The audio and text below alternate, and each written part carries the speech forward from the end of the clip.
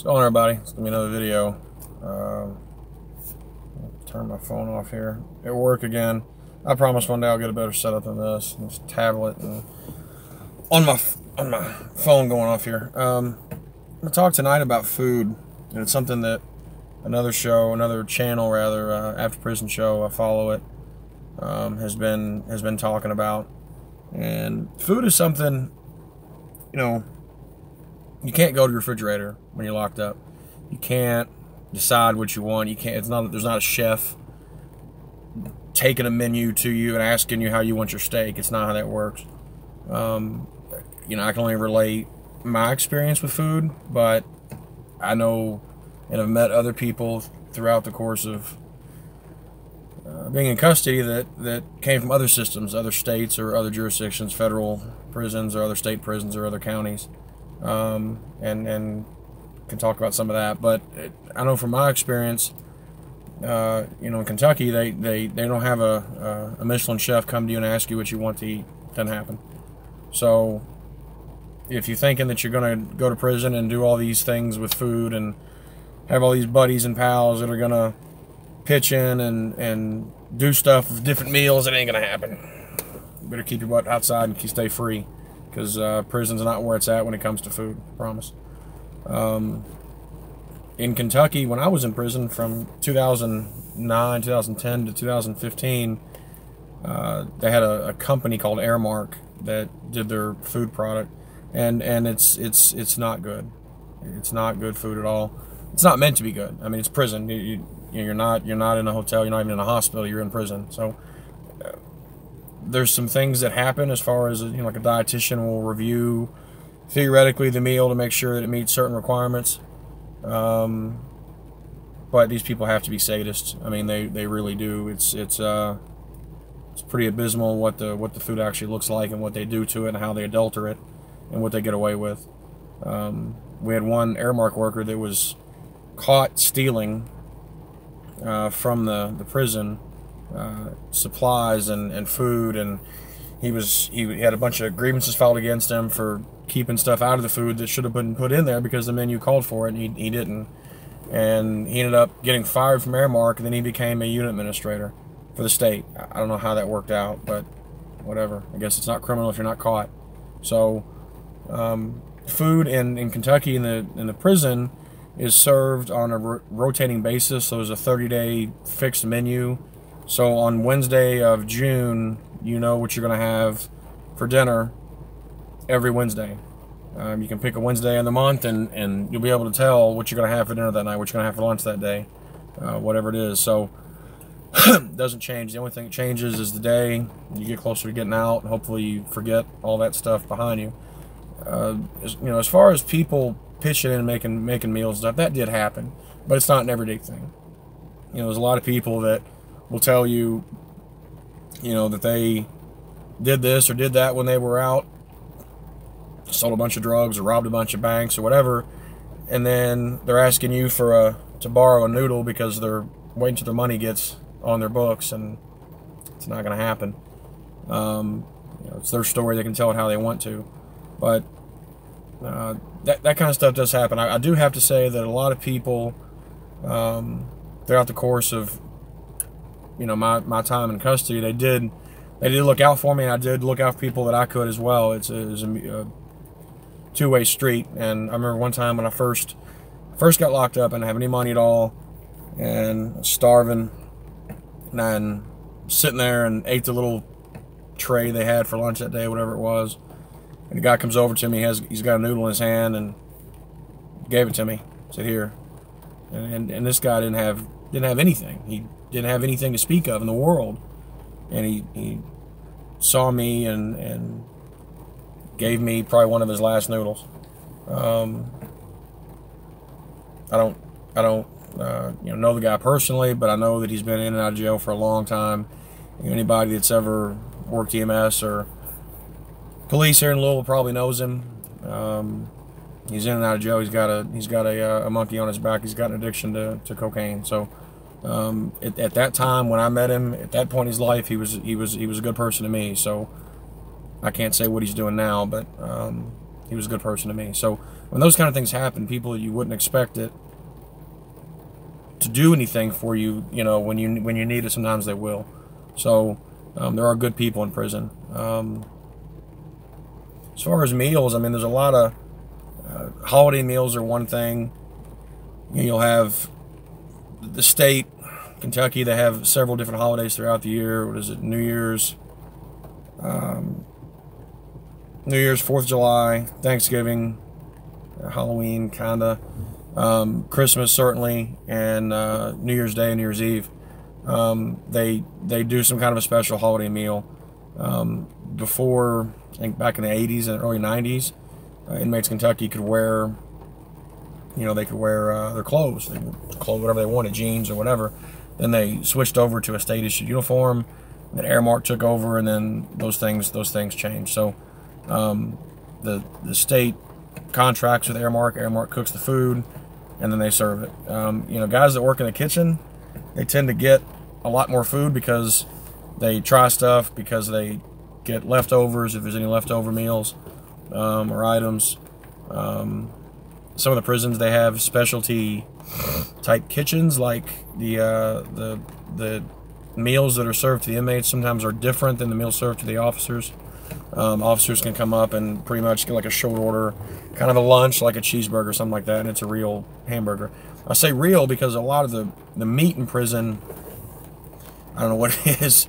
It's must come from the land of Never Never Land, but a lot of it is used to be, I don't know about now, but it used to be this thing they call pink slime, mechanically separated chicken, same kind of thing. It's kind of the base meat for a lot of their meals. They had like grilled sandwiches, which is like a turkey bologna kind of a thing, and some cheese. They had hamburgers that were mostly soy. You know, the amount that you get is not, it's not enough. It's not enough. If you're thinking you're going to go there and bulk up, you're not going to. It's not enough protein in it. You have to get, and that's what gets me to my next subject, is commissary. Prisons have commissaries. They have in Kentucky, they have an arrangement with a company called Keefe. They're based out of St. Louis, Missouri. And Keefe basically is the mafia, I think. They have monopolies on certain states, certain prisons, same way the telephone companies do with long distance. They have, you know, contracts with these prisons as far as their canteens and commissaries, whatever you want to call them. Different places it works different ways. Some places it's a kiosk only thing. You know, it's late August 2020, so we're a little after 6 months into the pandemic, and I don't want to think about what people are going through right now. I've seen some videos that talked about it. It can't be good. Prison's already hard enough as it is, you know, and you've got typically a substandard medical care system, and then when you factor in a pandemic and you know, an at-risk population, that has to be a lot worse. Keefe, they have some proprietary products, and then they sell things that just anyone can go and buy. The thing is that the markup is allowed to exist, and it's, I think, if I'm not mistaken, Kentucky I think they can mark it up 20% or more on the retail cost of it. So for a stamp, you're going to pay, I think I was paying 44 cents back 2014, 2015. Now stamp rates have gone up, and they continue to go up. But other items, you know, the staples, the ramen noodles are about 50 cents. You can get, you know, 5 or 10 for $1, I think, at a store nowadays. Honey buns, which are something that every prisoner loves, they're about $1.20, somewhere in there. You know, 3-ounce bag of instant coffee is about $3. You get about 10 to 15 cups, depending on how you make it. So prisoners get jobs, typically, whether it's, you know, a few cents a day or $1 or a few dollars a day. You're not getting that much, and it's not taxable, but you're not really getting that much to begin with. So people that don't have food or money, or people helping them and taking care of them, or don't have money on the street from some other, we'll call it business or some other arrangement, whether it's family or friends or whatever, retirement, those kinds of things, There are some people that are in prison that do get their retirements. They do get their, their 401k or whatever if they're entitled to it. Otherwise, if their criminal issue isn't going to affect that. But the problem is that when you have a food service that doesn't serve you enough food, it isn't good. It isn't nutritionally sound. I don't think. I had an issue with it. A lot of guys come to prison and they gain weight. I lost about 40 pounds. And not that I was eating a bunch of silly stuff, but I had a really high metabolism. And for some reason, when I got in there and got that food, the starch, and there's a lot of rice, there's a lot of boiled potatoes, there's a lot of, other stuff that isn't really conducive to a good environment. A lot of guys that are on dope, they come in and they're not eating right, and they get in there and they gain weight, and that's why, I think, to a large extent. But when you have a institutional food system that isn't adequate, I'm not saying they should be giving you steaks and lobster and all that, no. But, I mean, the blandness, the amount, the questionable meat nature of what they serve is probably not the best stuff to be given to people.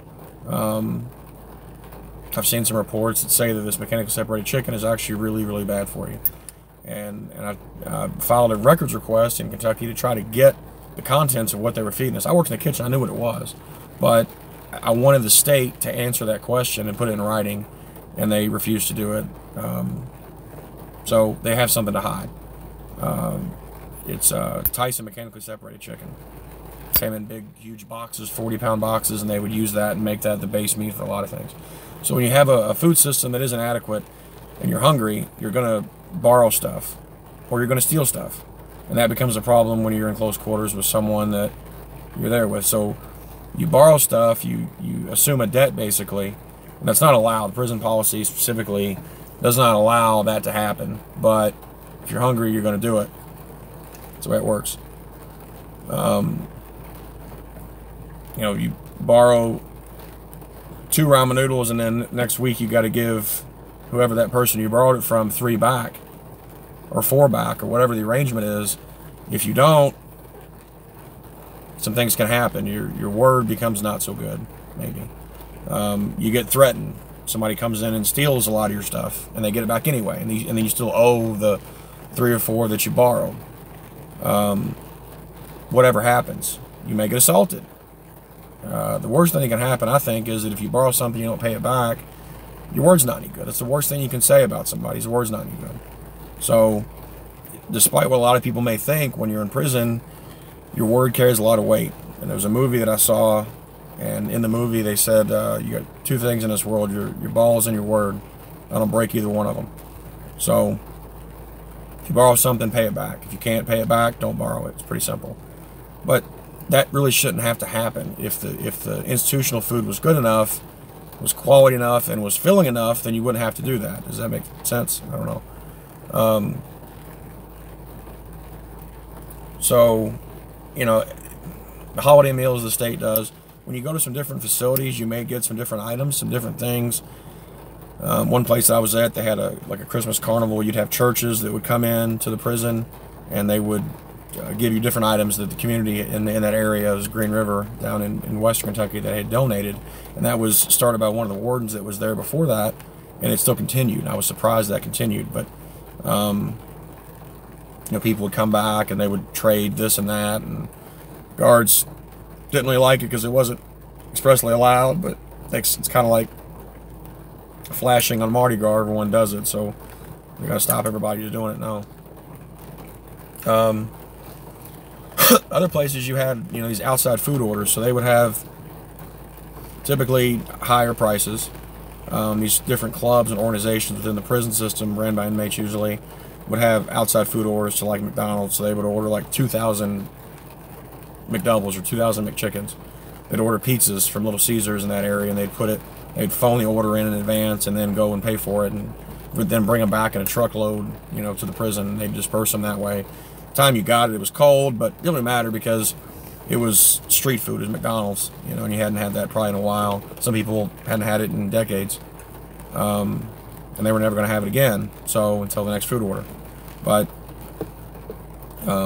food's a pretty central central thing to prison, and you know, literally I've broken bread with people, and then, you know, if you follow up with some of these people constructively, good, not, you know, go see the guy that maybe you shouldn't be seeing in the neighborhood, you shouldn't be seeing him doing things that he shouldn't be doing, kind of thing.